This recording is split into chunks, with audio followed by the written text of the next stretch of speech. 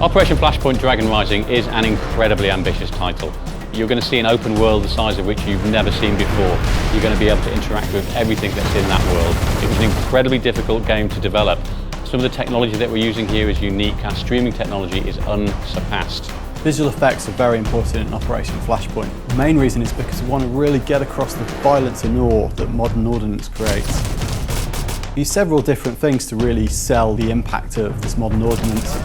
The main one is our particle effects, and we have a custom written tool that lets us rapidly iterate and create many effects. We've got around 200 in the game at the moment. Some of these effects might be a burning tank, huge explosion caused by off-board support, artillery for example. We've also got lots of different impact effects for bullets striking all sorts of different surfaces.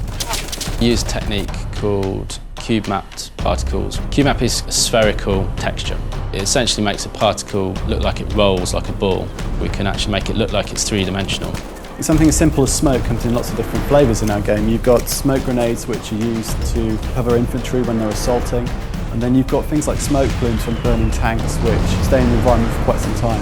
In Flashpoint, smoke can obscure various different targets, including yourself. This is great for stopping laser rangefinders as well.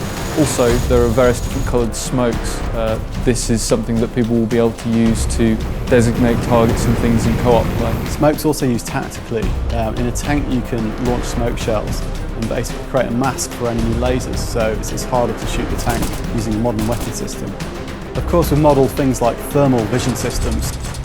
Certain vehicles have thermal scopes, so you can actually see through smoke and see heat signatures of vehicles and enemy the other side. As well as time of day varying as you play, weather can be dynamically changing as you're playing a mission, so you will have fog rolling in and affecting your view distance, maybe requiring you to switch to thermal vision whilst you're playing a mission, and it can fundamentally change the approach you're going to take to attack an enemy.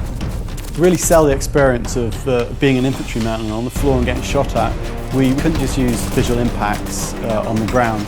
It wasn't enough. It didn't really sell the immediacy of actually getting shot at. So we came up with a screen effect system. When you're shooting something nearby, you get the effect of things hitting you, like kind of dust or water or blood splattering on the camera. The grime of war is just hitting you. If you get shot, there's a visual effect on the character that shows blood, and it starts off as a small patch and then spreads slowly across the body. I think one of the strongest parts of the game, indeed one of the strongest characters in the game, is the island itself. The environment, the lighting, the time of day, the foliage, the whole thing.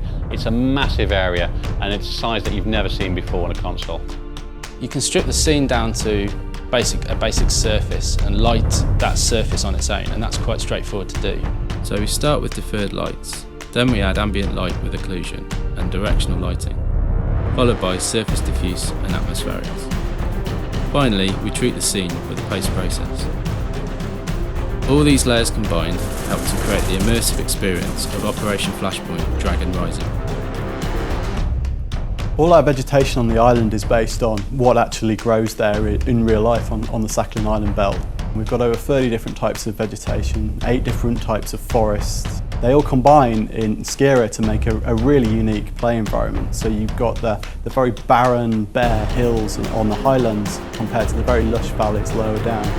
The grass and plants are all placed using a procedural system that executes in real time as you wander around the island.